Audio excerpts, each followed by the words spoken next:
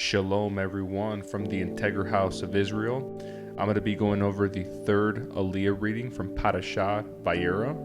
I'm going to be reading today from the book of Genesis, chapter 19, verses 1 through 20, and also from the book of James, chapter 2, verses 14 through 24. Sodom and Gomorrah destroyed. That evening, two angels came to the entrance of the city of Sodom. Lot was sitting there, and when he saw them, he stood up to meet them.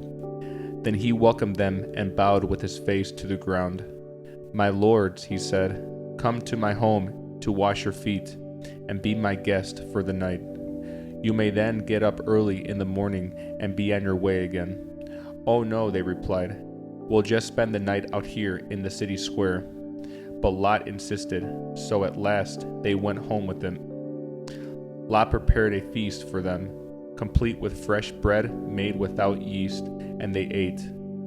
But before they retired for the night, all the men of Sodom, young and old, came from all over the city and surrounded the house.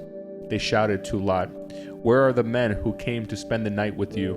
Bring them out to us so we can have sex with them." So Lot stepped outside to talk to them, shutting the door behind him. "Please, my brothers," he begged, "don't do such a wicked thing. Look, I have 2 virgin daughters. Let me bring them out to you, and you can do with them as you wish. But please, leave these men alone, for they are my guests and are under my protection." "Stand back," they shouted. "This fellow came to town as an outsider, and now he's acting like our judge. We'll treat you far worse than those other men." And they lunged toward Lot to break down the door. But the 2 angels reached out, pulled Lot into the house, and bolted the door. Then they blinded all the men, young and old, who were at the door of the house, so they gave up trying to get inside. Meanwhile, the angels questioned Lot.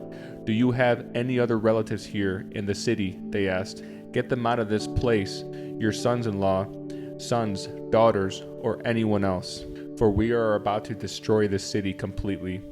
The outcry against this place is so great, it has reached the Lord, and he has sent us to destroy it."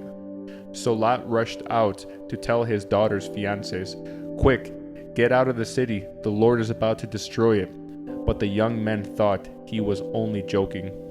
At dawn the next morning, the angels became insistent. "Hurry," they said to Lot, "take your wife and your 2 daughters who are here.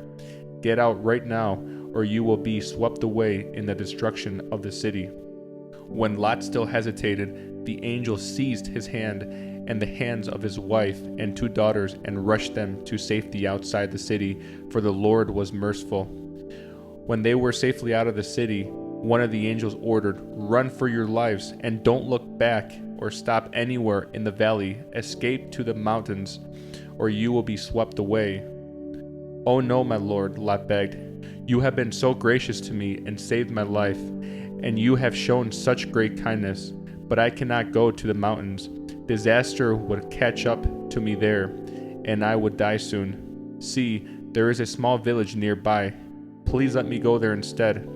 Don't you see how small it is? Then my life will be saved." Next, I'll be reading from the book of James, chapter 2, verses 14 through 24. "What good is it, dear brothers and sisters, if you say you have faith but don't show it by your actions? Can that kind of faith save anyone?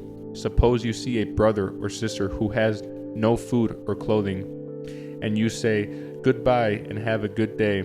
Stay warm and eat well,' but then you don't give that person any food or clothing.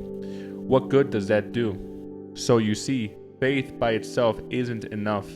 Unless it produces good deeds, it is dead and useless. Now, someone may argue, some people have faith, others have good deeds, but I say, how can you show me your faith if you don't have good deeds? I will show you my faith by my good deeds. You say you have faith, for you believe that there is one God. Good for you. Even the demons believe this, and they tremble in terror. How foolish! Can't you see that faith without good deeds is useless? Don't you remember that our ancestor Abraham was shown to be right with God by his actions when he offered his son Isaac on the altar? You see, his faith and his actions worked together.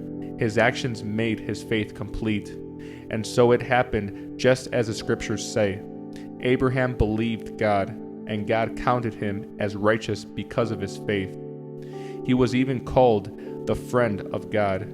So you see, we are shown to be right with God by what we do, not by faith alone.